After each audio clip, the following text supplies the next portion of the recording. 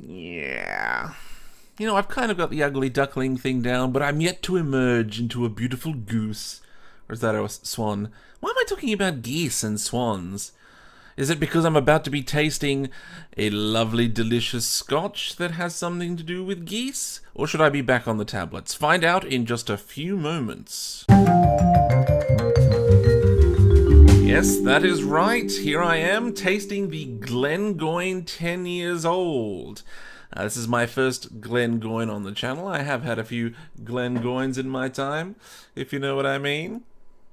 So what is a Glengoyne, you're probably wondering? Well, you might be wondering why so many distilleries have Glen at the start of their names. Well, here it is. Glen is the Gaelic word, I think, for valley. And do you know how many valleys there are in Scotland? There's a lot. There really is a lot of them. And apparently the word goyne is the Gaelic for goose. And boy, do I feel like a goose at the moment. Not in the culinary sense, in the, oh, never mind. The Glengoyne distillery was founded in 1866 and is located in a place called Dumgoyne. Rumour has it that Dumgoyne is the Gaelic for dumb goose. The Glengoyne distillery pride themselves on the fact that none of their expressions are peated. All their expressions, all the barley is dried with just warm air. Peat is polarizing, as I like to say.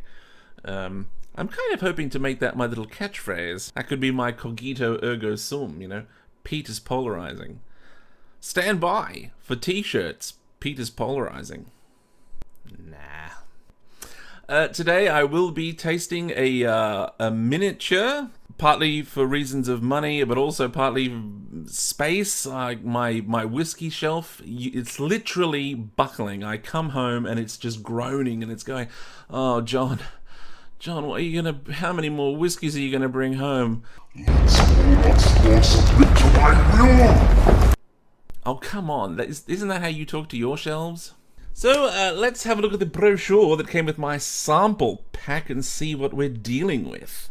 Our stills are Scotland's slowest. Unhurried, our new spirit benefits from the gentlest of journeys, developing the unique Glengoyne flavour. Hand-selected sherry casks, the home for almost all the spirit that will become Glengoyne Highland Single Malt. The details: it is a single malt, it is aged for 10 years, it is the standard 40% ABV, it is naturally coloured and matured in sherry casks, which I just found out a few minutes ago. I was a bit worried, I hadn't done my research, but it came good in the end. And it has been, as I understand, chill filtered. Now, the Glengoyne distillery, along with the Macallan, both use what is called the Golden Promise barley. These are the only two distilleries that still use that type of barley. I'm not entirely sure what unique qualities belong to that barley. We shall see. What is the Golden Promise? I think if you drink a lot, you wind up having to do a Golden Promise later. Why, John? Why do you ruin these things? It could have been a beautiful moment. Let's have a nose, my friend. Ooh, very nice. So it's very malty, very fruity, apples, and some general sweetness. It's very light fruits. A touch of vanilla. Very good indeed.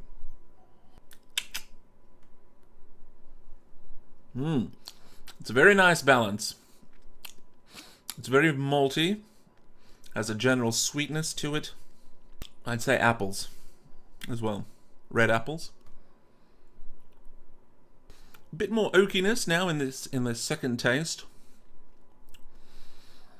Oakiness and some trailing vanilla. And the aftertaste has a kind of a dry characteristic to it. Very good. Very nice. It actually has a relatively short finish, which is malty, has a hint of sherry, and a little bit of that oaky. There's actually something a bit nutty. A nutty character coming towards the end, actually.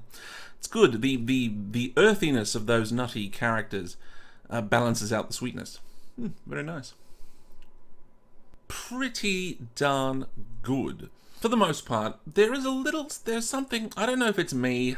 I've been doing this for a while now, tasting lots and lots of different stuff. And I think my palate is now developing away from the standard 40%ers. I'm starting to, when I have a 40%er now, I'm starting to always think there's a little bit of something missing. And there was something a little bit almost there with a lot of this. I wouldn't say it was weak, but there was something, that feeling of it just being on the edge of being something really, really good, really spectacular. Still very good. Certainly well above the average of the 40%ers you can find out there. Well, I hope you enjoyed that review. If you have, please do give the video a thumbs up. If you'd like to see me do more whiskey tastings, please subscribe to the channel. That's the one that helps me to grow and gives me a happy. And I look forward to tasting another whiskey for all you salty geese very, very soon.